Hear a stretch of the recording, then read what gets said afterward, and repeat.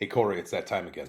5 questions. It's 5 questions, right? 5 questions. This is what the people want. The people want the 5 questions. We've got it for them. We've spent all week long prepping for this, getting ready. Yeah. I'm tired, personally. Right. Basically, just all the prep work I've had to do to prepare for you to ask me questions. To get your rodent hats out. I had to get all my rodent hats out and make sure that we were all set, ready to go for this week's installment of 5 questions. All right, first question. Let's go. Number 1. As of, I don't know, a year and a half, 2 years ago, I'm new to hats. Yeah. Probably up to 20 now, including some rodent hats. Some vermin hats. We like to keep our vermin hat collection close. Yeah. So anyway, there's a lot of options. 59 fitties, fitteds, flex fits, trucker hats, dad hats. Dad hats. Didn't know they were called dad hats, but that's what they are. That's a new thing. Right. New term, maybe. New term. What do you prefer and why? It's a good question. Yeah. I don't know if you don't know this answer or if you are just asking for the people at home. I think I know the answer. Yeah. Yeah, it's got to have a big crown. You got a big head. So Right. That's one criteria. What a dick. Yeah. Okay. Well, that's one. Actually, you know what? Because 5950s do come in a low profile or the regular size hat. I would call it regular size, not extra large, big head hat. I always have to get the regular size one because I don't like the way my head looks in a low profile hat. But it always, if I had a preference, if we're going to go in the pro shop at any ballpark we go to around the country, I want to get the 5950 on-field fitted hat. I prefer that to the flex fit. I never feel confident with my sizing of a flex fit. I don't like dad hats as a rule. I just don't think they look good on me. I think they look good on some people, and some people like them exclusively, some of our followers in particular. I'm not crazy about trucker hats, whatever, but it's mainly the on-field new era 5950s. That's what I go to. That's my number one choice for a hat. What about you? I'm all over the board minus dad hats. I don't like those. I don't think you have one, right? No, I don't. I don't mind trucker hats at all. Snapbacks cool. and whatnot. Mm-hmm. Baseball mapper hats or trucker hats. Yeah. Exactly. Yeah. Flex fits. Some of my favorite ones are a very nice flex fit. I like the elastic. If these had elastic, I think I'd prefer them. Oh, more, really? Same everything. A little bit of more of a gift than the wool does give you. Yeah. I think it's interesting how if you are a hat connoisseur, and there are a lot of you out there, if you are a hat connoisseur, we all have our preferences. Yeah. Like, it all really does vary. I do think my number one, I will give a little bit of a caveat. My number one 5950 that I prefer is typically the batting practice hats. They're like kind of a mesh, little bit different, but they're the on-field batting practice new era hats. Those are probably my favorites. But yeah, that's a good question. All right. Way over 30 seconds. That was 42 seconds. All right, question number 2. I've noticed a recent trend in sports mascots, baseball mascots in general. So sports teams used to be predators, right? You had your lions, your eagles, shark, your bears, your hawks, your tigers, all that kind of stuff. Right. Now we got flying squirrels, rats, pizza rats, trash pandas, tarp skunks, little raccoons, stinky little vermin. So I don't know if this is like representative of some cultural shift or whatever. But what's your take on this trend? And kind of what does it mean for America in sports going forward? This is deep. This is deep dive. Okay, so like my number one thought on this, as I've given this a little time to kind of marinate, is we live in a Disney culture, like Disney movies and things like that. Cartoon characters, right? The cartoony characters kind of taking something that people don't typically associate being warm, cuddly, and fun and making them like a main character of a movie. That's a Disney technique. So maybe it's Disney. Maybe it's the branding of Disney kind of taking something that we wouldn't typically like and making it the main protagonist of a film. Now they are the protagonists of our sports teams. Maybe. But I like that second question. What does it say about our society? If we are getting away from the angry, mean predator, sharp teeth, fangs, we're going soft. That's what it means, right? And we're getting a little softer. I don't know. That is something to think about. Share your thoughts on that. I would love to hear what people have to say about that. If you have not taken a moment to notice what we have here is just an example. These are the Rocket City Trash Pandas are one of the most popular brands of all baseball teams there are out there right now. And so what does it say when that is one of the most popular mascot? What does that say about the people and what the people want? Man, are we getting soft? I don't know. Wow. Right. It's interesting. Make these dumb little mascots a deep question. That is, who would have thought? Right. They are pretty awesome hats. All right, number three. Number three. White Sox got burned on the new extra innings rule this week. Yes, they did. What are your thoughts on a rule where extra innings start with the man on second base? And it's not just because the Sox lost and Garrett Crochet's a young kid trying to find his way. That's not the only reason. But this rule is more along the lines of Major League Baseball. You can't pin it all on Rob Manfred, but some of it. He has the initiative of trying to quicken the pace of play. And nothing quickens the pace of play like the moment you get to extra innings, there is a runner in scoring position, right? So that's the point of it. They want those runners to score in the 10th inning. They want it to be over in the 10th inning. It's not authentic to me. How do you count those stats? Like what the pitcher who gives up that run, he didn't give up a double, but it's assuming he did going into that situation, right? And I feel like, again, this is baseball missing the point. Baseball, in trying to keep the interest of the fan base so we don't lose them, let's speed the game up. And in the meantime, they're doing something that I don't think anybody who was ever really asking for this as a solution. Apparently your manager. He's a big fan of it. Tony. Because that was prior to being a White Sox. That was like back when he was like a player personnel. He doesn't have to work as hard with that rule in place, which is, I think, why he likes it. So he's like, you're saying perhaps he's like a little tired or something. He wants to be done. He wants to be done by the 10th inning. He doesn't want to wait too long. He probably had dinner at 4:30, and what is he like? 90? I don't know. I don't know what you're saying about our older folks out there, but yeah, you're saying but if there's a night game on the south side, it's 10 o'clock. I mean, we got to be wrapping this up. Right. All right. So you might be onto something. I think it is unfortunate, but I don't think it's going away right now either. But all right, they brought it back for a real. They brought it back instead of a DH, instead of some of the other things they had in place last year in a test year with the 60-game season. That's the one they chose, and I just feel like they, of course, shit the bed. Anyway, 3 questions in. Let's take a minute for a quick little shout out to the Jamestown Tarp Skunks, one of our newest partners on Baseball Mapper. You can find them on the map. We'll make sure we include a link to them. They were kind enough to send in a couple of hats for us to wear. Great partners to have. They have such an incredible logo, whether you love the cuddly vermin or not. Nobody likes skunks, but on a hat, it's killer. Yeah, it's really awesome. I love the colors. Right. Everything, and you can't miss them on our map, so make sure you check them out at baseballmapper.com and support the Jamestown Tarp Skunks. More to come with them as we go. Thanks a lot. Skunks. Thank you.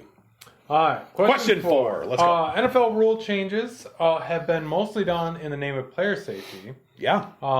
But I think there was a recent kicker that's like, on a kickoff, if you make it through the uprights, maybe that should be a point, right?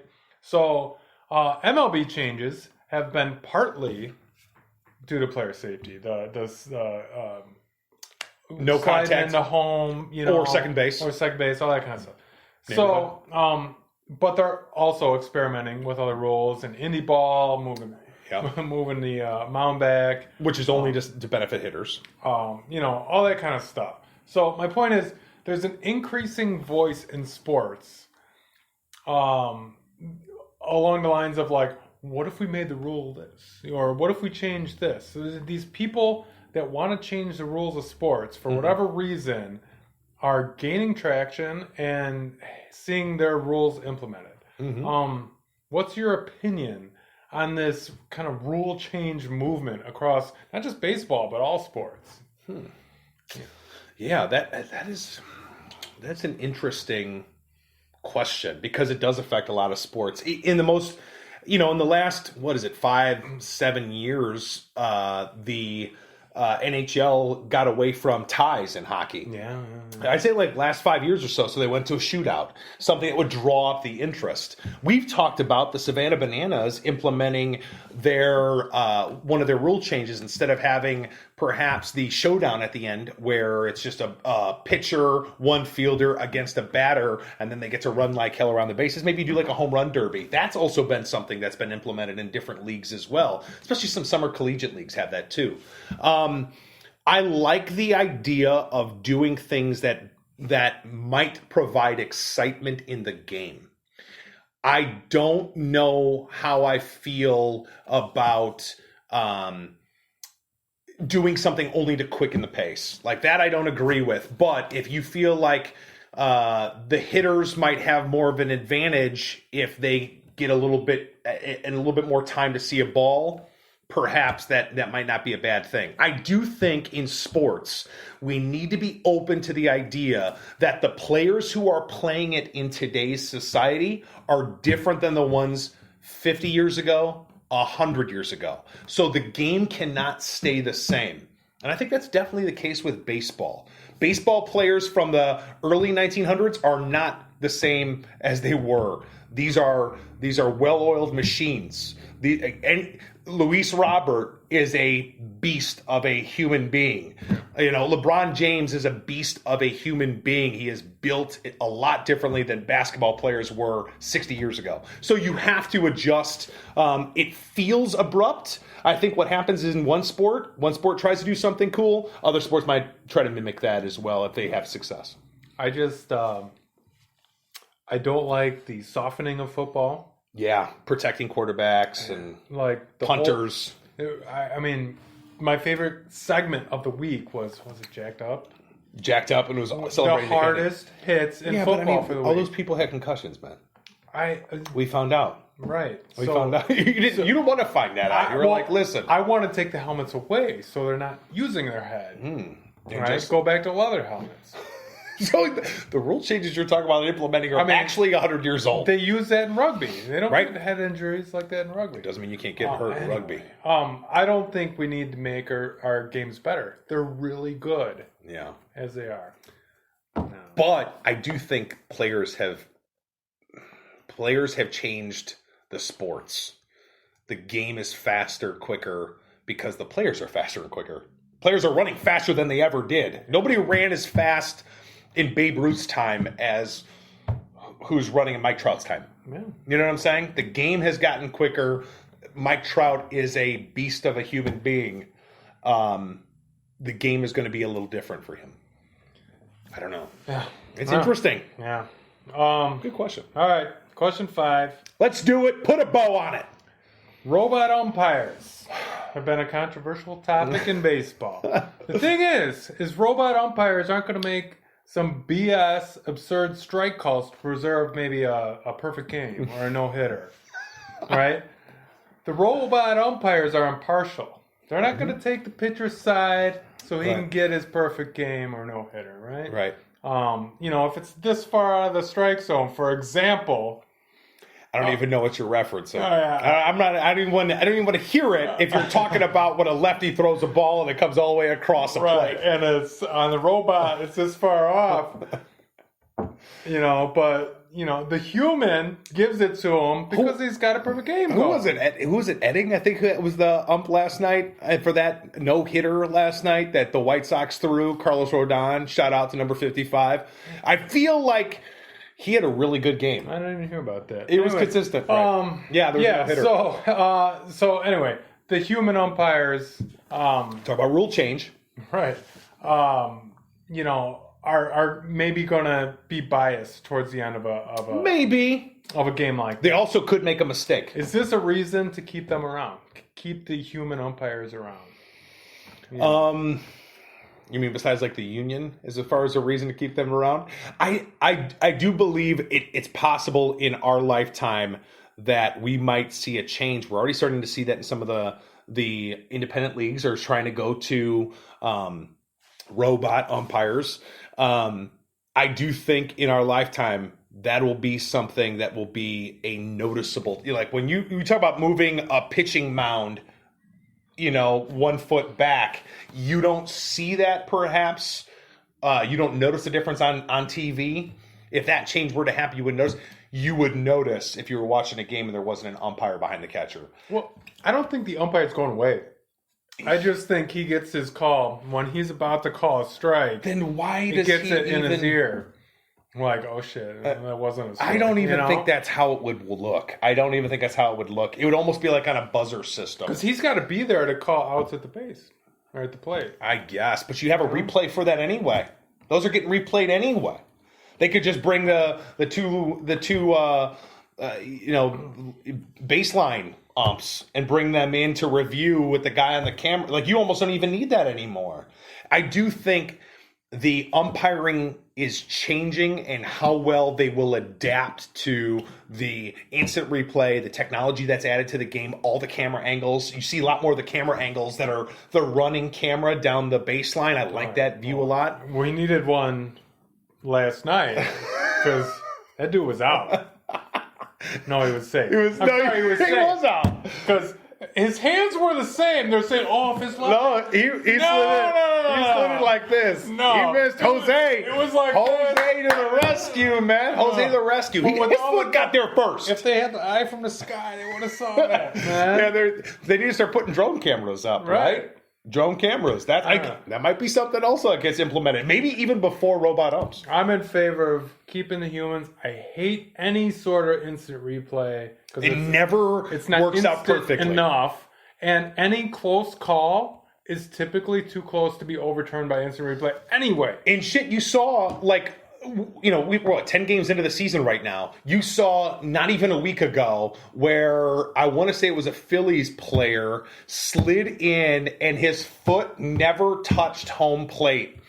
Yeah, they still got it wrong. And they still got it wrong. So what are we even doing? Having instant replay doesn't mean you're going to get it right. Yeah, talk about pace of play. Right. You implemented a rule that specifically slows down the game. It's slowing down the game, Rob. It's slowing down the game, and they're getting it wrong. Right. Some funny-ass memes, though, talking about, like, this is the first time that I think it was Alec Baum had never been home in a while, or something like. Just a lot of great hits. That's what you can always count on Twitter to make the best of a bad situation. So that was pretty good. Bring back the humans. They're still there, but take away the technology. That's the moral of the story. Exactly. And let Jose slide into first base to preserve that no hitter. Thank you so much. Yeah. Congratulations, Carlos Rodon, the White Sox. Anyway. That's 5. We're done. 5. We did 5 questions. Another installment in the books. Not bad from you. Thank you. You did pretty good. I liked it. Some good questions. I like the cross-sport references. Keep those coming. If you guys have any questions that you would like to ask, to share, perhaps you could be on the next installment of 5 Questions. Make sure you're commenting on YouTube, Instagram, Facebook, wherever you see our videos. And we'll try to fit it in. Cory doesn't mind a little extra assistance. That's all the help I can get. And we'll see what he got next week. Until then.